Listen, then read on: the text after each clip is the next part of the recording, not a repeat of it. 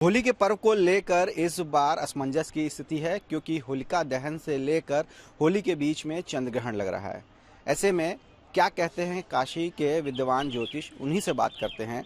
जी क्या है इस बार होली को लेकर असमंजस, क्योंकि इस बार पहली बार देखने में आ रहा है कि चंद्र ग्रहण का साया इस बार होली के पर्व पर रहेगा।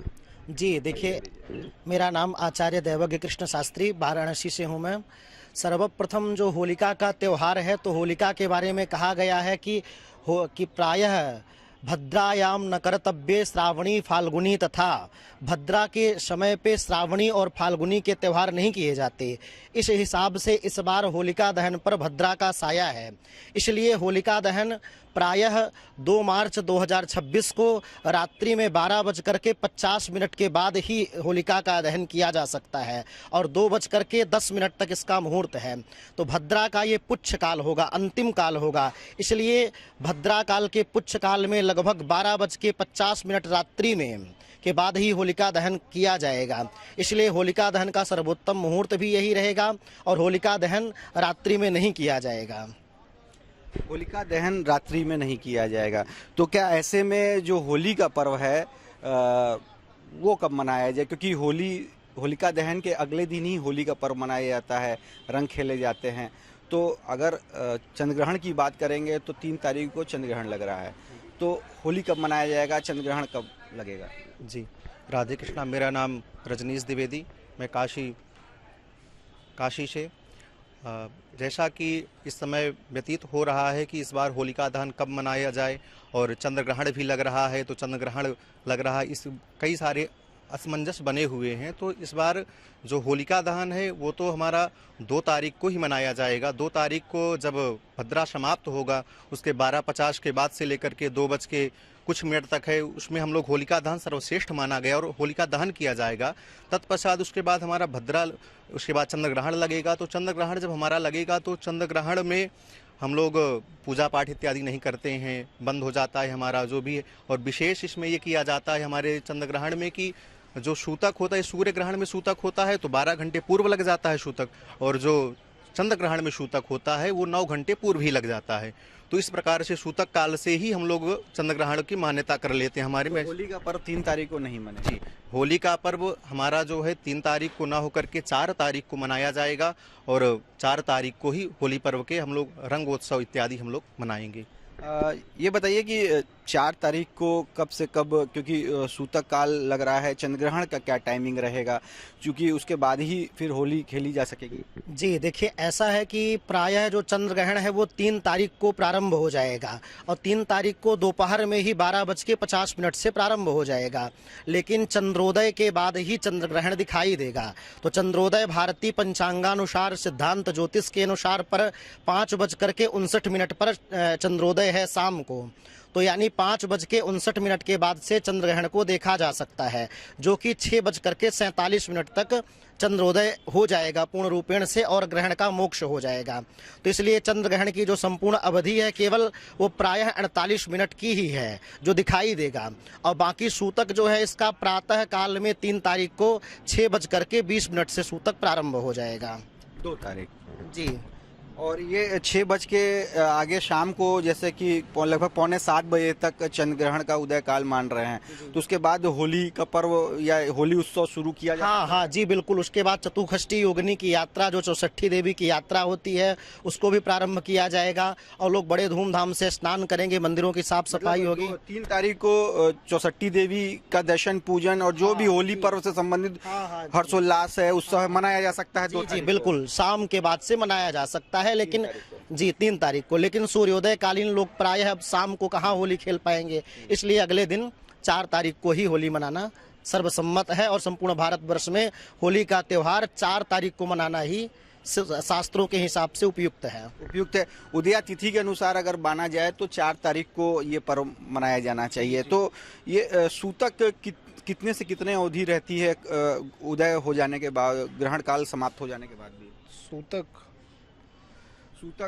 कब तक रहता है अगर माना जाए तो? ये क्योंकि कहा जाता है कि उदया तिथि पे ही फिर पर्व मनाया जाना उचित है। सूतक का टाइमिंग क्या है?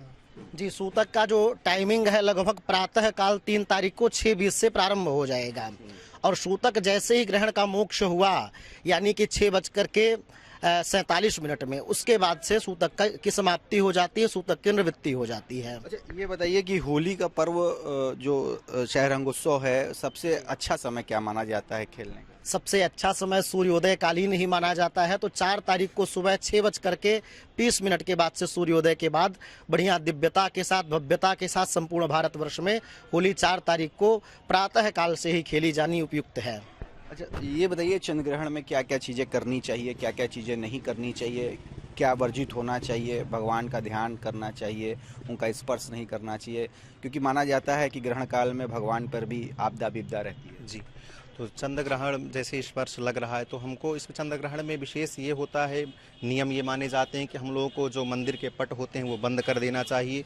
जो हमारी खाद्य सामग्री होती है उनमें कुछ तुलसी इत्यादि, हम लोग खाद्य सामग्री में जो हम लोग भोजन बनाते हैं, जो हमारे भंडार गृह हैं, उसमें हम लोग कुश और तुलसी इत्यादि डाल करके हम लोग रखते हैं, ताकि उन सामग्रियों में सूतक का प्रभाव ना हो सके।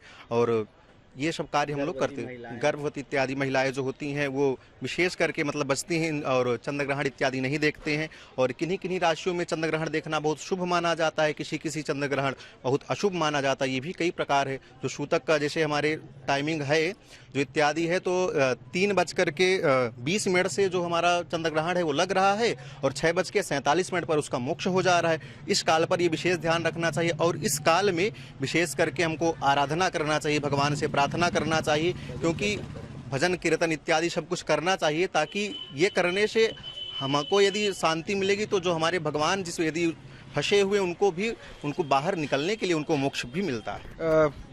अलग अलग राशियों के मुताबिक जो इस तरह से ग्रहण की मान्यता होती है, या कहें कि होली अगर खेलने की बात करें राशियों के लिए, तो उसका क्या? जी, ग्रहण के हिसाब से यदि बात किया जाए तो देखिए, ग्रहण का नियम है कि रविंदु ग्रासे हरिजन्म काले प्राण प्रयाणे द्विज भोजने चा कन्या प्रदाने हरिवासरे चा यद अन्न भोगी नरकम प्रयाति। प्रायः इन समय में भोजन नहीं किया जाता। जैसे सूर्य ग्रहण है, चंद्र ग्रहण है, तो चंद्र ग्रहण में सूतक काल से ही यदि संभव हो तो भोजन नहीं करना है। यदि बूढ़े और बीमार और बच्चों के लिए चीज़ें छूट हैं, लेकिन जो स्वस्थ व्यक्ति हैं उनको सुबह से ही लेकर के चंद्र ग्रहण पर भोजन नहीं करना है। संभव हो तो जल का भी पान ना करें, उपवास रहें। यदि ऐसा करते हैं तो हमारा नाना प्रकार से पापों का शमन होता है और भगवत तत्व की प्राप्ति होती है। किंतु इस बार जो है तो ग्रहण के हिसाब से प्रायः देखा जाए तो सभी के लिए ग्रहणों में राशियों का अलग अलग प्रभाव होता है। जैसा कि आचार्य जी ने कहा, तो जो प्रायः मेष राशि और वृश्चिक राशि है, इनके लिए ग्रहण विशेष कष्टकारी है। और ये जो ग्रहण का प्रभाव है, ये ग्रहण प्रायः ऐसा माना जाता है कि कुंभ राशि और मकर राशि वालों के लिए मध्यम फलदायी होगा। विशेषकर लाभ की बात करें तो कन्या राशि और मिथुन राशि वालों के लिए लाभदायी है, और मीन राशि और धनु राशि वालों के लिए यह सौख्य को प्रदान करने वाला है, किंचित कष्टप्रद है। और सिंह राशि वालों के जातकों के लिए भी यह ग्रहण का फल मध्यम बताया जा सकता है। ये 12 राशियों के ग्रहण का फल है। ये बताइए, होली चूँकि पर्व है, इस समय नए वस्त्र लोग खरीदते हैं, पहनते हैं, तो बीच में होलिका के और होली के बीच में सूतक लग रहा है और ये ग्रहण लग रहा है, तो ऐसे में शॉपिंग वगैरह अगर कोई करना चाहे तो क्या वो उस दिन कर सकता है 3 तारीख को, या ग्रहण काल के बाद करे? जी, जो भी हमें सामान का क्रय विक्रय करना है, कपड़े खरीदने हैं, कोई नूतन सामग्री खरीदनी है, तो सूतक की अवस्था में वो कपड़े सामग्रियां इत्यादि का क्रय नहीं करना है, वो नहीं खरीदना है हमें। या तो आप 2 तारीख के पहले खरीद करके रख लीजिए। जो भी आप नूतन ज्वेलरी खरीदना है, वस्त्र आभूषण खरीदने हैं, तो सूतक काल में वो निषेध माना गया है। इसलिए कोई धारदार नुकीली चीज़ों का प्रयोग भी ना करें। चाकू है और कैंची है, इन सब का उपयोग वर्जित हो जाता है। प्रायः भोजन इत्यादि का सेवन भी मना हो जाता है और किसी भी प्रकार का क्रय विक्रय भी वर्जित हो जाता है। 3 तारीख को जब चंद्र ग्रहण खत्म हो रहा है लगभग 6:45 बजे, तो उसके बाद खरीदारी की जा सकती है? हाँ जी, उसके बाद खरीदारी किया जा सकता है, क्योंकि पूर्णिमा तिथि है। तो शास्त्रों में बताया गया है कि पूर्णाशु मांगल्य विवाह यात्रा शांतिकम पौष्टिक कर्म कार्यम। तो पूर्णा तिथि है, बढ़िया रहेगा खरीदारी के लिए, लेकिन वो प्रायः 7 बजे के बाद खरीदारी कर सकते हैं होली की। तो ये थे काशी के ज्योतिषी, जिन्होंने साफ तौर पर न केवल इस बार होली के पर्व को कैसे मनाया जाए, बीच में लगने वाले चंद्र ग्रहण, चूँकि होलिका दहन और होली के बीच में चंद्र ग्रहण लग रहा है, और ख़ासकर जो लोग इस पर्व को मनाने वाले हैं, नई सामग्री, नए वस्त्र खरीदना चाहते हैं, उनके लिए क्या उपयुक्त समय होगा ये भी बताया। जैसे कि मैं सो रहा हूँ तो पिताजी को जगाना है मुझे, तो वो डायरेक्ट उठाने के बजाय, और हिंसा की परंपरा मेरे यहाँ नहीं थी सौभाग्य से, तो वो क्या करते थे कि उस कमरे में आ जाएंगे या बाहर से गुजरेंगे और चौपाई बोलेंगे, प्रात काल उठ के रघुनाथा मात पिता गुरु नावई माता। कभी कभी मैं गुस्से में उठ करके अरे पापा, चरण स्पर्श किया और सो गया, मैंने कहा अब मत उठाना।